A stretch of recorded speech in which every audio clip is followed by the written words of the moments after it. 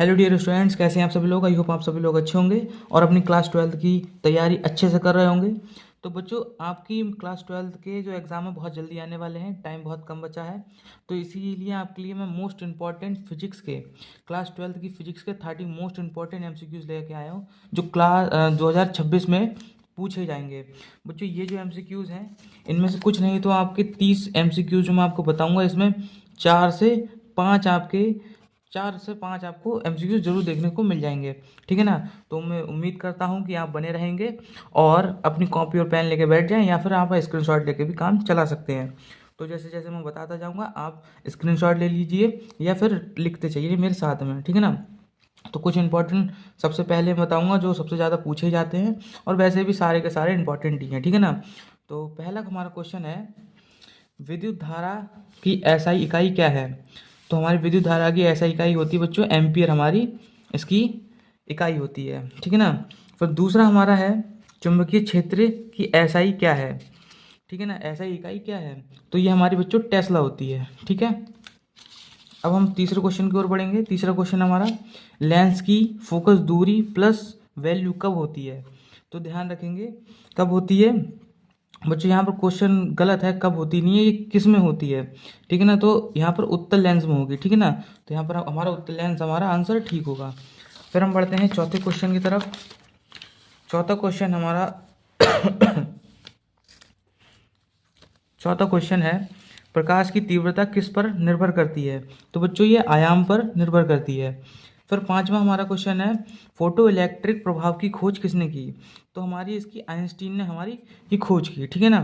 याद रखेंगे, most important है, बहुत ज़्यादा रिपीटेड होता है कि फोटो इलेक्ट्रिक प्रभाव की खोज किसने की। अब हमारा छठा क्वेश्चन है, किसी एसी परिपथ में केवल रोध हो तो धारा, ऐसे पूछ सकता है आपसे कि किसी एसी एसी परिपथ में केवल रोध हो तो वोल्टेज से 90 डिग्री आगे होती है, या वोल्टेज से 90 डिग्री पीछे होती है, या वोल्टेज के समान होती है। ठीक है ना, समान फेज में होती है, या फिर इन सभी में होती है। तो यहाँ पर हमें याद रखना है कि वोल्टेज के समान फेज में होती है। ठीक है ना। तो आप स्क्रीनशॉट ले लीजिएगा इसका। अब बढ़ते हैं हम आगे कि सातवां क्वेश्चन हमारा, तार की लंबाई बढ़ाने पर प्रतिरोध कम होता है, या समान होता है, या बढ़ता है, या फिर शून्य हो जाता है। तो यहाँ पर हमारा बच्चों बढ़ जाता है। ठीक है ना। याद रखेंगे, तार की जब लंबाई बढ़ाने पर उसका प्रतिरोध बढ़ जाता है। ठीक है ना। अब हम बढ़ते हैं नेक्स्ट क्वेश्चन की तरफ। हमारा आठवां क्वेश्चन है। आठवां क्वेश्चन हमारा क्या कहता है कि विद्युत शक्ति का सूत्र कौन सा है। तो विद्युत शक्ति का सूत्र बच्चों जो हमारा है वो है P बराबर I/V। ठीक है ना। तो ये हमारा ठीक हो जाएगा। तो याद रखना है, विद्युत शक्ति का सूत्र कई बार पूछ लेता है आपसे, पता नहीं होता, लेकिन कभी कभी गलत कराते हैं। तो नवा क्वेश्चन हमारा, किसी चालक में धारा बहाने का कारण क्या है। देखो, कोई भी चालक होगा उसमें इलेक्ट्रॉन होंगे तभी उसमें धारा का प्रभाव होगा। तो सीधी सिंपल सी बात है कि इलेक्ट्रॉन होंगे तभी धारा का प्रभाव होगा। तो ऑप्शन बी हमारा ठीक हो जाएगा। अब हम 10वें क्वेश्चन की ओर बढ़ते हैं। ओम का नियम किसको जोड़ता है, वी क्यू टी को, या फिर वी आई आर को, या एफ क्यू, या फिर ई, या फिर इनमें से कोई सा भी नहीं। तो यहाँ पर हमें ओम का नियम याद होता है, तो वी आई आर को ये हमें जोड़ता है। ठीक है, याद रखेंगे। अब यहाँ पर हम बढ़ते हैं 11वें क्वेश्चन की तरफ। विद्युत धारा का एसआई इकाई क्या है। तो ये हमारा एसआई इकाई है बच्चों एम्पियर। ठीक है बच्चों, विद्युत धारा का एसआई इकाई है एम्पियर। अब बढ़ते हैं नेक्स्ट क्वेश्चन की तरफ।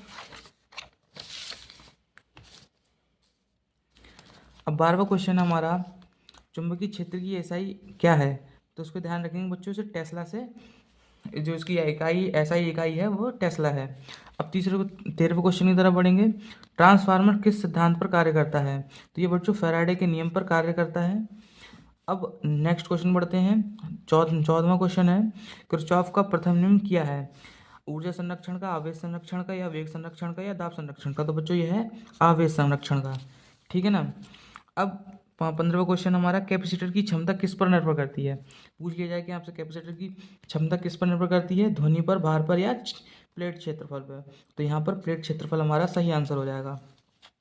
फिर लास्ट 16वां क्वेश्चन हमारा, एम्पियर कहाँ उपयोग होता है बच्चों? AC to DC, DC to AC, ऊर्जा बढ़ाने में या ऊर्जा घटाने में। बच्चे कंफ्यूज होते हैं कि DC टू AC है या AC टू DC है, तो AC टू DC होता है ये। ठीक है, अब बढ़ते हैं हम 17वें क्वेश्चन की तरफ। तो 17वां क्वेश्चन है हमारा EMF यानी कि इलेक्ट्रोनिक मैग्नेटिक फोर्स की SI क्या है?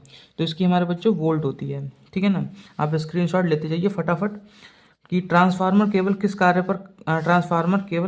पर कार्य करता है। तो ये बच्चों जो हमारा कार्य करता है वो है AC पर काम करता है। ठीक है ना, AC पर काम करता है। अब प्रकाश का वेग किस में सबसे अधिक होता है?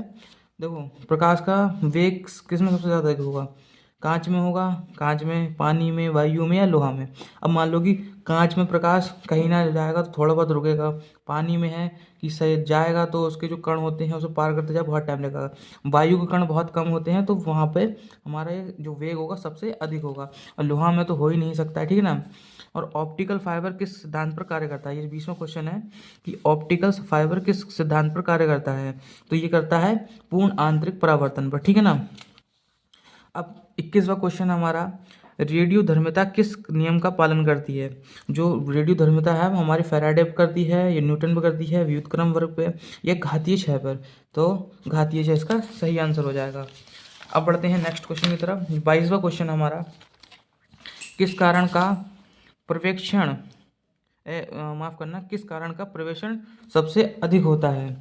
तो भैया सबसे ज़्यादा गामा का होता है। ठीक है ना, याद रखेंगे कि किस किरण का प्रवेशण सबसे अधिक होता है, वो हमारे गामा किरणों का होता है। ठीक है ना। फोटो इलेक्ट्रिक प्रभाव की खोज किसने की? ये बच्चों आइंस्टीन ने की, ये 2 बार लिख गया है। ठीक है ना, इससे कोई दिक्कत नहीं है लेकिन इंपॉर्टेंट है। ठीक है ना। 24वां क्वेश्चन है हमारा, किस दर्पण से हमेशा वास्तविक प्रतिबिंब बन सकता है? तो ध्यान रखना है, अवतल दर्पण है ऐसा दर्पण है जो जिससे हमेशा वास्तविक प्रतिबिंब बन सकता है। ठीक है ना। अब बढ़ते हैं 25वें क्वेश्चन की तरफ। कौन सी तरंग अनुदैर्ध्य है? प्रकाश, रेडियो, ध्वनि या एक्सरे? तो यहाँ पर हमारी जो क्या बोलते हैं बच्चों, ध्वनि जो अनुदैर्ध्य है। ठीक है ना। अब बढ़ते हैं 26वें क्वेश्चन की तरफ। बीटा कण क्या है? प्रोटॉन, ठीक है ना, न्यूट्रॉन, इलेक्ट्रॉन। ठीक है ना, यहाँ पर ये हमारा इलेक्ट्रॉन यहाँ पर हमारा सही आंसर हो जाएगा। ठीक है ना। यहाँ पर एक ऑप्शन था बच्चों, वो लिखना भूल गया मैं लग रहा है। ठीक है ना, तो इसको अगर बीटा कण क्या है तो याद रखना है कि इलेक्ट्रॉन कण है। ठीक है ना। अब बढ़ते हैं 27वें क्वेश्चन की तरफ। किस प्रकार का दर्पण गाड़ियों के पीछे लगाया जाता है? तो हमेशा ध्यान रखना है कि गाड़ियों हमेशा उत्तल दर्पण का उपयोग किया जाता है। ठीक है ना, उत्तल दर्पण का उपयोग किया जाता है। 28वां क्वेश्चन है, इलेक्ट्रॉन की आवृत्ति किस इकाई में होती है? हर्ट्ज में होती है, जूल में होती है, न्यूटन में होती है, मीटर प्रति सेकंड में होती है। तो ये हमेशा ही बच्चों हर्ट्ज में होती है। ठीक है ना। अब 29वां क्वेश्चन है, फोटो इलेक्ट्रॉनिक धारा किन पर निर्भर करती है? अब बच्चों ये वाला थोड़ा इंपॉर्टेंट क्वेश्चन है। ठीक है ना, ये कई बार रिपीटेड भी हो चुका है कि फोटो इलेक्ट्रिक धारा किन पर निर्भर करती है? तो आपतित किरण की तीव्रता पर, आवृत्ति पर, वर्क फंक्शन पर, या धातु की घनता पर। ठीक है ना, तो इसका आपतित किरण की तीव्रता पर करती है। ठीक है। अब जो हाइड्रोजन परमाणु को मॉडल किसने दिया था? तो यहाँ पर मैं आपको बता दूं, हाइड्रोजन परमाणु मॉडल का जो मॉडल दिया था वो बोर ने दिया था। ठीक है, यहाँ पर लिखना भूल गया लेकिन इसका आंसर बोर है। ठीक है ना। आई होप आपको सारी चीज़ें समझ में आ गई होंगी। तो फटाफट से अपने एग्ज़ाम की तैयारी कीजिए, और जितने भी मैंने अभी क्वेश्चन बताए हैं सारे के सारे इंपॉर्टेंट हैं, और इनको मेरी समझ से अगर 2-3 बार आप पढ़ लेंगे तो अच्छे से आपको याद हो जाएंगे। कुछ भी नहीं पढ़ा है तो ये आपको 4 से 5 नंबर दिला ही देंगे। ठीक है ना। और बकाया आपके पास जो भी और क्या बोलते हैं, जो आपके टीचर बताते हैं कि ये वाले करो, वो भी याद करो, ये वाले भी याद करो। ठीक है ना, 50 से 60 आप याद कर लेंगे तो बहुत आसानी हो जाएगी। तो मिलते हैं बच्चों नेक्स्ट वीडियो में। आई होप आपको वीडियो अच्छी लगी होगी। तो बच्चों वीडियो को लाइक कर दें, और चैनल पर नए हो तो चैनल को सब्सक्राइब कर दें।